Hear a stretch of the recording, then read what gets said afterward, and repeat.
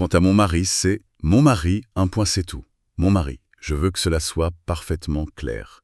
Jusqu'à ce que la mort nous sépare. Il n'y a rien à ajouter. C'est d'une froideur.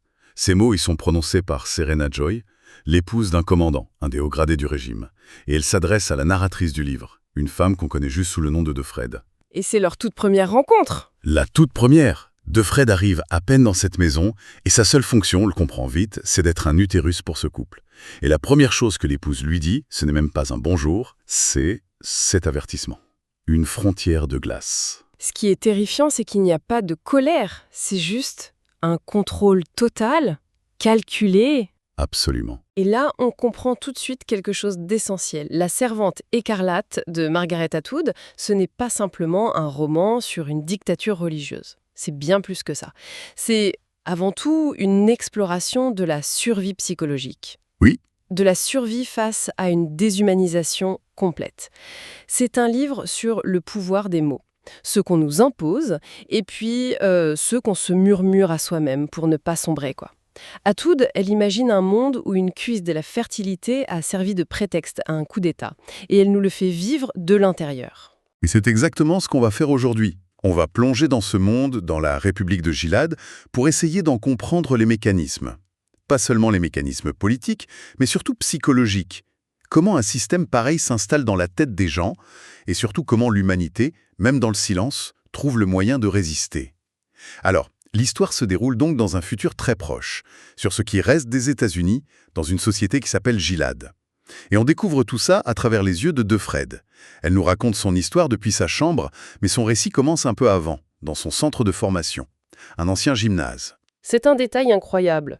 Le gymnase, un lieu normalement lié à la jeunesse, aux jeux. À la liberté des corps. Exactement. Et ça devient un lieu de dressage, de rééducation. Le corps n'est plus qu'un objet à formater. Et c'est là qu'on assiste au tout premier acte de résistance, qui est minuscule, mais tellement important. La nuit, dans le noir, elles se chuchotent leurs vrais prénoms. Alma, Janine, Moira, June. C'est la première fois qu'on entend ce nom, June, qui est sans doute le vrai prénom de la narratrice. C'est une façon de dire « j'existe encore » sous cet uniforme.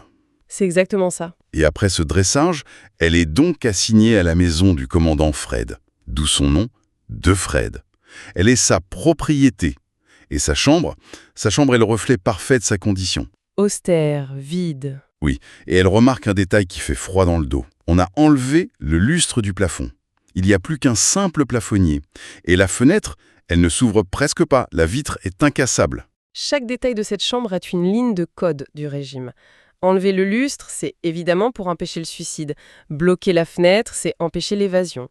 Ce n'est pas juste un contrôle physique, c'est une architecture du contrôle de l'esprit. Le régime lui dit « ton corps ne t'appartient plus », même pas pour y mettre fin.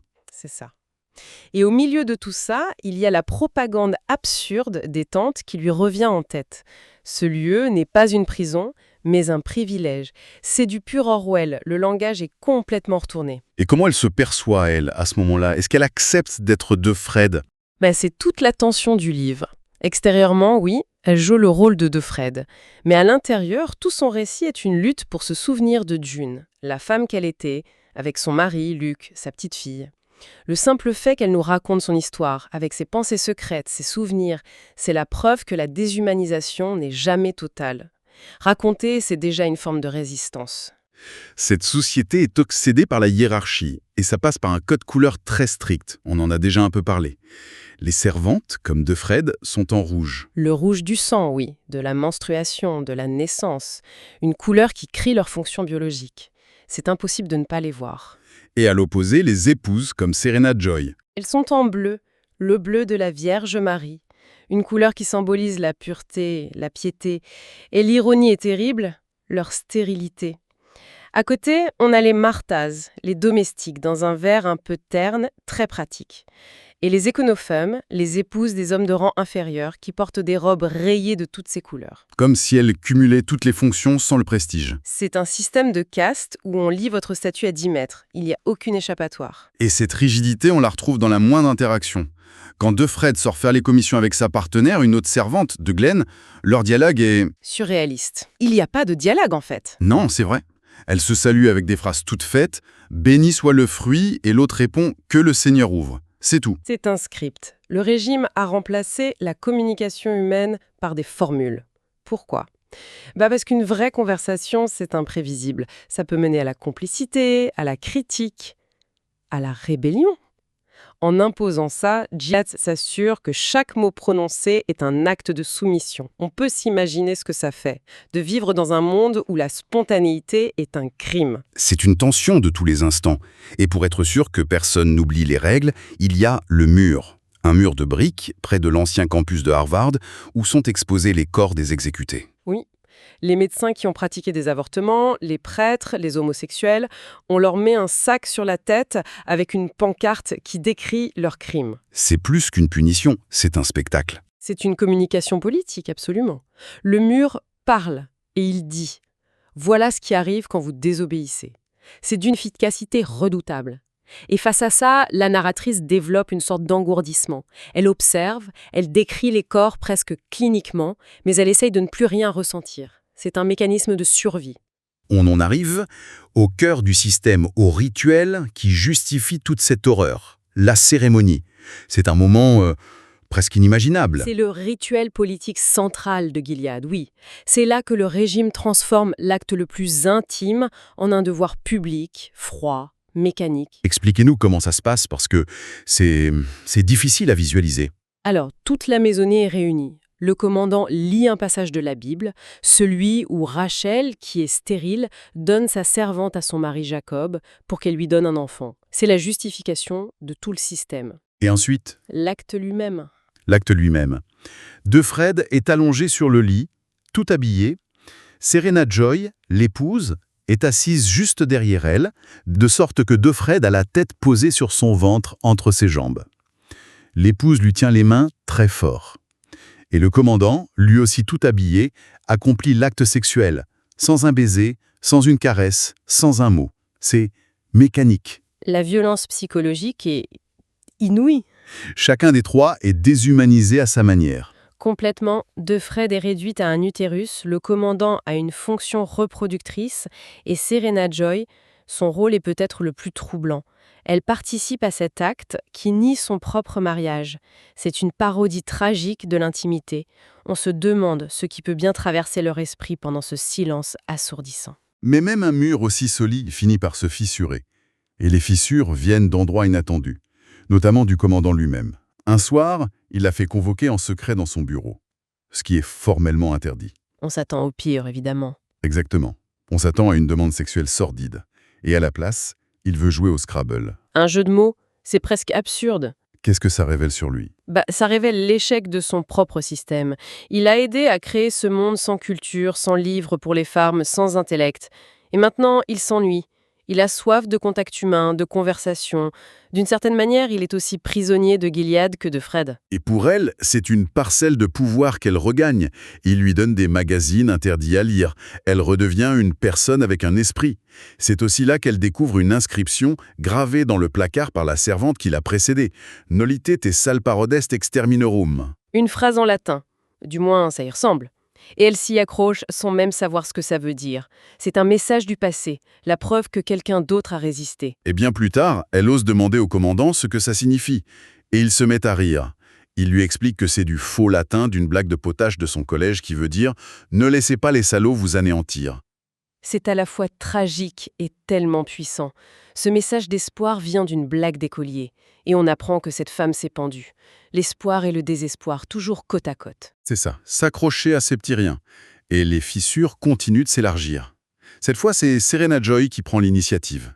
Elle est tellement rongée par le désir d'avoir un enfant qu'elle commet la trahison ultime. Elle brise la règle fondamentale. Elle, un pilier du régime.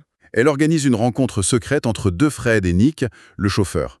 Elle suppose que le commandant est stérile et elle veut un enfant à tout prix. Elle propose ce marché sordide à Defred. C'est une contradiction totale avec le personnage. Une contradiction fascinante. Ça montre que même les plus grands défenseurs d'un système sont prêts à le trahir pour leur désir personnel. Le statut social que lui donnerait un enfant est plus fort que son idéologie. Et pour Defred, ça ouvre une nouvelle brèche. Cette relation avec Nick, qui commence comme une transaction, se transforme en autre chose. Pour la première fois depuis des années, elle a une relation choisie, avec du désir, peut-être de la tendresse. C'est un retour à la vie. Et c'est là que tout devient très ambigu. Parce qu'au même moment, sa partenaire de course, Deglen, change. Un jour, elle lui murmure « Médée ». Le nom d'un réseau de résistance. Oui, et elle lui demande d'espionner le commandant.